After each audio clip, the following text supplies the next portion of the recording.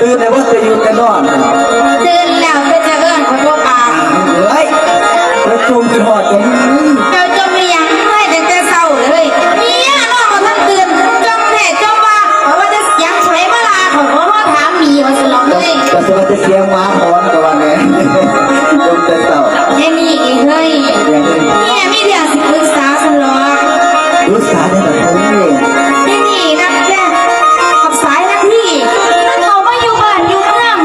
ที่เมนกับทางมันมันขายทุกเจ้าอยู่ไหนเฮ้ยแม่หันไอ้ก็คือว่าด้วยกันปากสายหน้าที่นี้มาอยู่บ้านอยู่เรือนนี่ไม่ออกนาออกตาทำทาหักเรี่ยงบีบกันด่วนอีเมก็ตายใจรู้จะสะดุดจังสิด้วยประการเดียวเขาต้องไอ้สะดาเขามองปรึกษาหาเรื่องนี้แน่นอนจังไหนนี่จังไหนเจ้าอะไรเล่านี้ถ้าสั่นบุสิป้าจะนอนกับแม่เจ้าเขาจะหาหัวใหม่มึงจะฟังก่อนเลยไอ้สะดาไอ้มึงไหนนี่นอนก่อนที่อาจจะบอกปฏิบัติตื่นว่าเดี๋ยวคนมีเมียงามเนาะว่าเนี่ยนั่งแม่ของไงนั่งนอนกอดแม่ของไงได้ละเนาะแต่คือเจ้ากอดคอยในเท้าวะแกสกุลโอ้ยปีศาจปูนเด้บาดีหาสัวนี่ยังเป็นปูนที่มีมอว่าใส่ผู้ดำหมดบ่โอ้ยเป็นบนทานเป็นลังไฟให้ใส่ลังไฟตัวเดียวเราคนรวยยังดังไฟบ่เตาแก๊สเบิร์ดโอ้โหเตาแก๊สนี่ไอ้ต้องคนเอาเองตั้งแต่มาสายหน้าที่แล้วมันมาอยู่แล้วอยู่ซ่านจะรู้บ่อีเมลตามมุกตามใจเอาใจมาทุกสิ่งทุกอย่างนัดก็จะไปเก็บเงินเก็บข้ามกระมอเลยและหน้าที่เป็นคนดูแลเป็นคนถือมาตอนนี้เนี่ยว่าจังสันบอกแม่ผู้ประกาศอยู่ดิแต่เก่าเขาของเงินมี50 ล้านแต่เดี๋ยวนี้มีเมียนะ2 ล้านให้มึงไปให้สิเลยบอกยัง2 ล้านแต่ถ้าเป็นแบบนี้ก็ภาษาหน้าที่แต่งงานแต่งกายกันมาอีเมลฮักเต็มนั่งได้ก็เอาบุกเอาใจมันทุกสิ่งทุกอย่างแม่มือโอกาสดีสิจะได้อีเมลไปขาดไปขายนี่มีทางดีบักสายหน้าที่แล้วอีป่านี่ทำอะไรมันนี้จากบ้านจากเพื่อนจากเข้าไปมุ่งเลยมั่งแสดงว่าตอนนี้มันอยู่เพื่อนนี่เนี่ยมันอยู่เพื่อนเขาเปิดมันมาเดี๋ยวนี้อ่านสิปรึกษากับเจ้าเนี่ยแบกกับไฮไลท์อีป่านี่ก็บักสายหน้าที่ที่ออกจากบ้านจากเพื่อนหลังจากนั้นมันออกจากบ้านจากเพื่อนแล้วจูเพื่อนนี่ทีเอาจะเข้าเอามุ่นมากมั่วตัวเอาเงินเอาท่อนนี่ไปฆ่าไปขายไปทั้งไปทั้งมุ่นแต่เข้าใจสิ่งที่มันสิสนุกสุขสบายเขาไม่ต้องสนใจแล้วก็บอกว่ามัน2 คนนี่เป็นคนจูเพื่อนจูซ่าเอาจะการใหม่เขาจะเสียปันตัวอยู่มาเลยโอ้ยปันนี้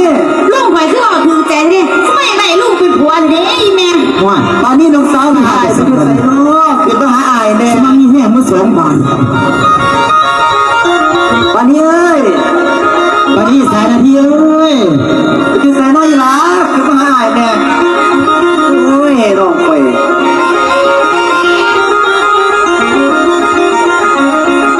เอาเลยอายทั้งหลายมีเมียเองยังไม่ได้สุดใส่ป่านนี้มองเพราะว่าป่านนี้ก็ต้องสิแตงพระของพี่ใหญ่ของอายกินเนี่ยอีแม่แล้วก็ออกไปมื้อเช้านี้เองอีเมลออกไปบิดเลยวะเอาไปบิดแล้วบ่ได้ไปทั้งสนองว่ามาให้อยู่บ้านอุ้ยดีแน่สันดีแน่สันอายไม่ได้สนองน้ำสนองมีเรื่องยังสิวันว่าจะไปค้าขายแล้วอีเมลวันเป็นบ้าแล้วสิเลยขาดไปวันเป็นคนทุกคนอยากเป็นคนรวยนี่2 ทุกเจ้ากับพี่ก็พี่ขวดแล้วแต่งงานกันแล้วก็ยังบ่พากันออกจากเพื่อนจากร้านออกเพื่อนออกซ่านสิมาอยู่อย่างเพื่อนหลังหน่อยๆแคบๆอยู่น้ำอีแม่นี่แต่สำเร็จก็ยังสิตายก็แห้งไม่ได้ทุนพี่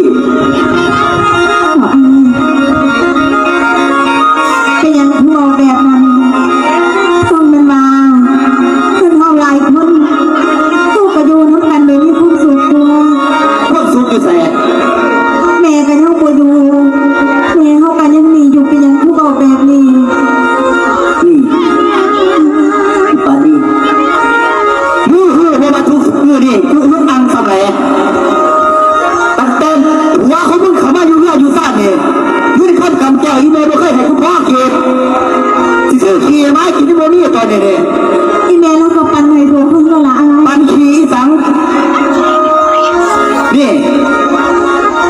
สองคนกูสิพากันไปตายหูตายหายใส่กลับไปรับเจ้าบริเป็นต้นไป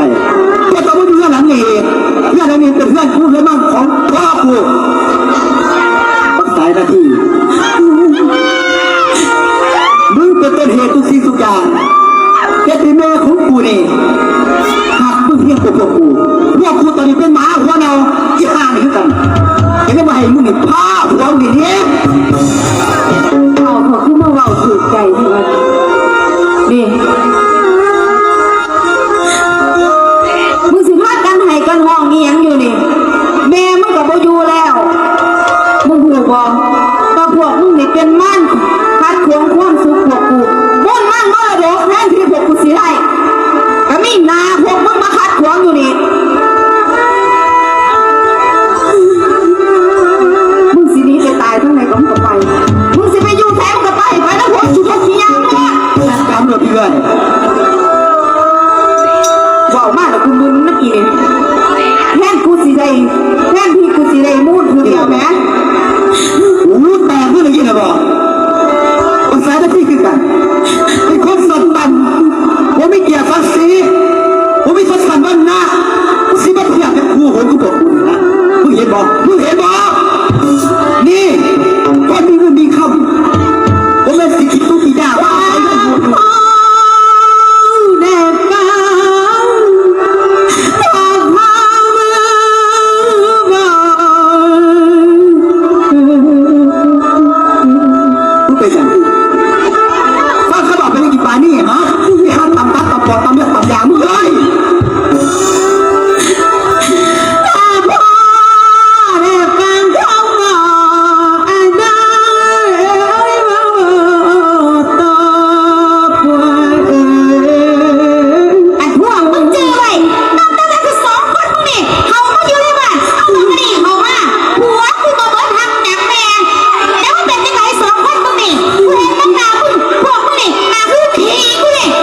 แม่ชอบเนาะเนาะวิญญาณเนาะอย่า ไว้ได้น้องแม่นางไก่นอนแล้วแม่นางไก่นอนแล้วมาเป็นอยู่บางส่วนตั้งแต่ที่ว่าไม่ถึง2 คนหัวคือขอ50 ล้านสร้างล้านไม่งานกูมาให้มาที่นับกูมาให้เขามานี่ขอ10 บาทเลยกันเนี่ยกูอีกูรอของมึงแล้วตาจานแม่ไก่หาแล้วคือว่าไปเดินทางลาไอ้นี่กูสั่งกูเบื่อพวกมึงนี่เอ้ยได้ดิน้องขอน้ำมาดาวันหายให้แม่กลับมา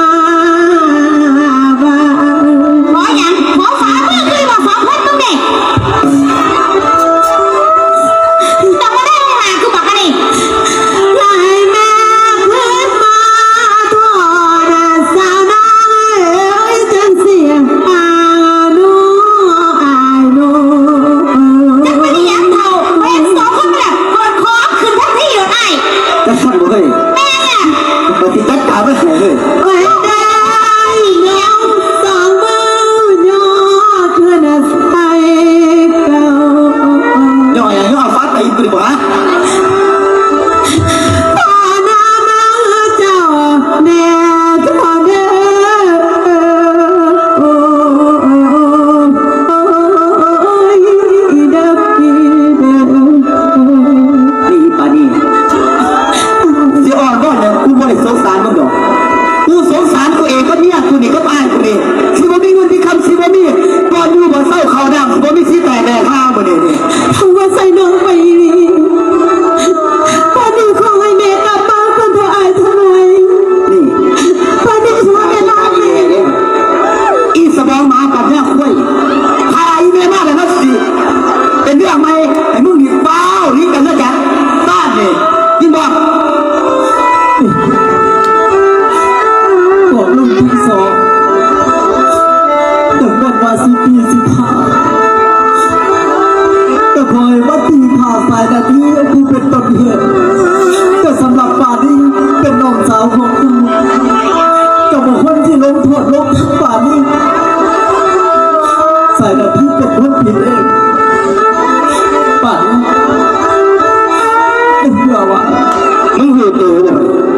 ายนะคุณมันหัวมันคิดแล้วมึงหัวโตมึงเป็นคนต่อยตายปานาขาสำไหนตั้งแต่มึงเข้ามาในเวียนในซ่อนกูดิแค่ได้พ่อเพื่อกูดิแตกแยกมาทุกสิ่งทุกอย่างแม่ที่เคยหักกูที่เคยพูดกูให้เงินกูมือ40-50 ล้านตอนนี้กี่ปีกันยังบ่ให้เป็นยันไผเป็นยันมึงบักซาดบาดมึงเขียวหนีจากเรื่องจากสร้างคุณทำให้หูโตเป็นคนถูกอนาถาปีนี้คือกันว่าเอาคนที่ถูกขี้แง่เอาไปหัวหามเลยเฮ้ยเด็กน้องสายดาเตียงเพื่อได้ฟังโอ้ยคำเบาบนภาพมันนี่ใครสิบอกทุกสิ่งทุกอย่างเขาที่มาว่าว่างเห็นกันไอ้สิ่งที่เขาไม่ดีเลยฟังนกคำเปล่าข่าวก็สิ่งว่ามันกับพวกเราคืออยู่ด้านหลังอยู่ด้านสั่งเขาบอกเด้อไปเฮ้ยเดี๋ยวพวกนี้ต้องจัดการไอ้ว่าเป็นซีนีอยู่ไอ้โอ้ยเดี๋ยวข่าวเป็นมันจัดการให้มันเลยว่าใจภาษาไปหาหลวงก่อนกันดีกว่ามันเป็นหนาวพันโลนี่มันอยากไปเนาะ2 คนแต่นี่เนาะไม่จะเสียอะไรต้องมาตัวไหนนี่เป็นเพื่อนของกูมึงเกี่ยวคนมาอาศัยโอ้ยเดี๋ยวทลาพานด้วยทางข่าวถึงข่าวสวยแล้วอีเดียว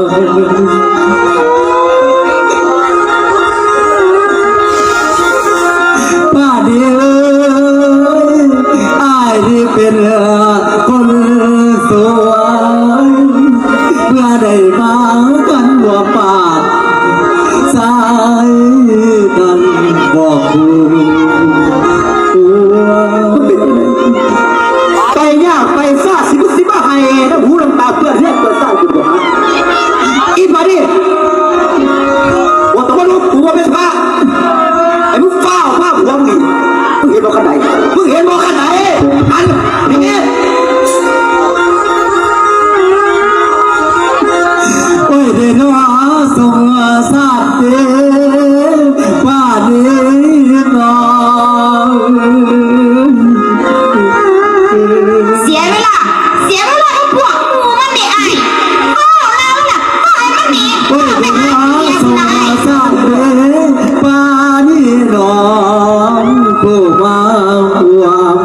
ดอกทางซ้าย ตายหมอกูเป็นคนตายสิบ้าไหนหมอเปล่านี้แล้วก็แล้ว นาง ไง เอ๋ กู ย สู้ นา สุดมันก็ไม่ ไอ้ดีหวานรวยคนโจรสิว่าคือกันสาวบาน ก็รู้ว่าตัวเองจนแล้วก็เปล่านี้ นางเอ๋ยนางสายเสียดีท่านลงบาทท่านดวนนางให้เจ้าอยู่นางเอ๋ยสักตายไปแล้วกับ2 คนต่างต่อมาผู้นี้ไปผู้นี้อยู่กูว่าขี้หามึงทั้ง2 คนได้เลย ไปมาสองคนได้ สายสิไกลไหลลายาววังทางเว้ยนอนนางเอ้ยนางอย่ามีบ่อย่ามีเศร้าอดทนเอา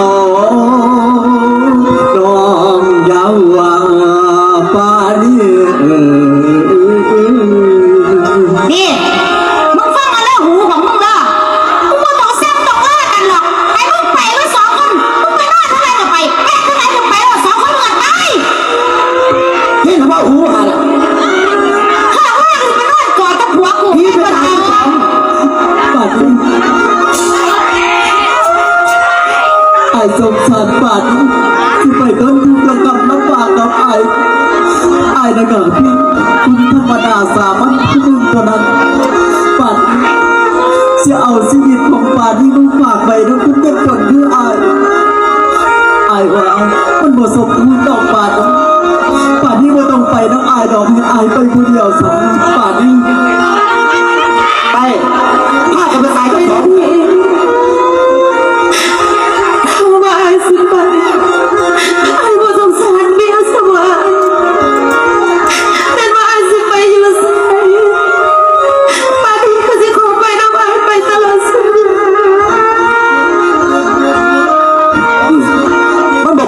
จากเรื่องตัวคิดว่าเรามีลำไยตอนนี้พวกหน้าพวกสมอีกดีมาพวกถูกไอ้ลูกกินแกงกินเกลือแล้วมีแกงมีเกลือลูกมาให้กินเคี้ยน้องมาเลยตีนออกมาสรุปดิ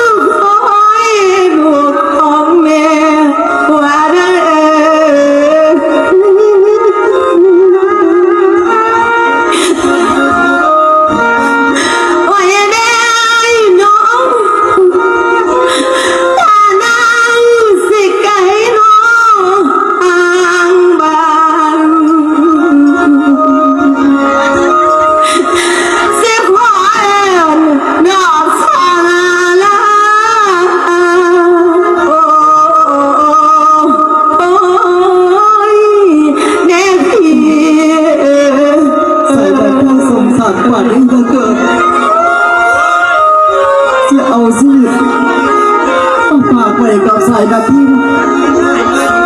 ป่านนี้กินดีแล้วบ่ล่ะ ไม่น่าสิถูกปานใดก็ได้สำหรับชายนาทีปานีคนนี้เสียประโยชน์จากอายไปใส่ทำมาอายบ่ฮักทำมาพี่น้องมันแก่มีแต่ชายนาทีจะอยู่เคียงข้างเมียชายนาทีต้องจะอยู่กับอายบ่ไปใส่ โอ้ยเด้อน้องพอได้ปานคันยาเบา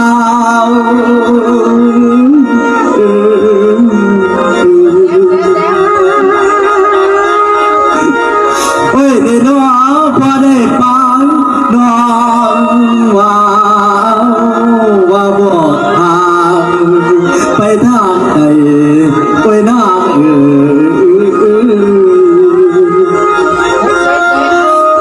ลูกสิอยู่กับไอ้เสมอ โอ้ยเด้อน้องบ้านเอ้ยสิมีใจให้แก่เพียงกันทางอาย ลูกสิอยู่กับไอ้เสมอเป็นผู้ โอ้ยเด้อน้องแม่นสิพากันจนให้เป็นเลือดตายกันทำสร้างกันทำสร้าง เสียหายไปตลอดชีวิตบ่แม่นสิบ่มามีโอกาสเมื่อใดลูก โอ้ย กลับ เด้อน้องเห็นน้ำตาดวนน้ำสิน้ำเย็นลงหนับหน่อยทางอายบ่สิ้นใจนะ พี่สิบ่พาอายไปคนเดียวไปเด็ดขาด รอเพื่อดีแล้วเท้าสิได้สิใกล้ห่างกันทางเอื้อ ถ้ามีโอ โอ้ กาย ส เด้อน้องเป็นห่วงทางพระมารดาบ้านเก่ามาสิคืนบาท กลับมามีโอกาสที่จะมาเลือกแม่อายแม่รู้สิบ่ทิ้งแม่ ลาดังเอ้ยบาดเบียยี่ยังสิมาเอินปาดีนางนอกว่าอยู่โอ้ยข้ามเอิน เราเดินอยู่ไปคุ้มบ่ได้ดอกอายถึงซึ่งสิคุ้มบ่อยู่ในส่วนนี้อภัยคดีไปก่อนเถอะอาย โอ้ยเด้อน้องย่านไหนเด้ย่านแถมแม่ไหนก่อนคิดน้ำหน่อยอยู่บ่เศร้าโอ้อีดีน้อง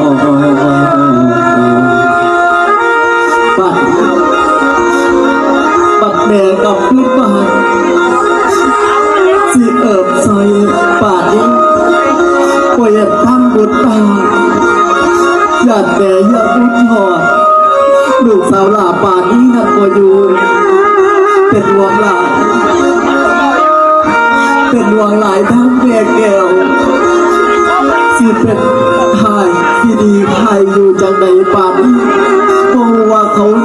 สิดีสิทายอีแม่ก็คงจะปาดนี้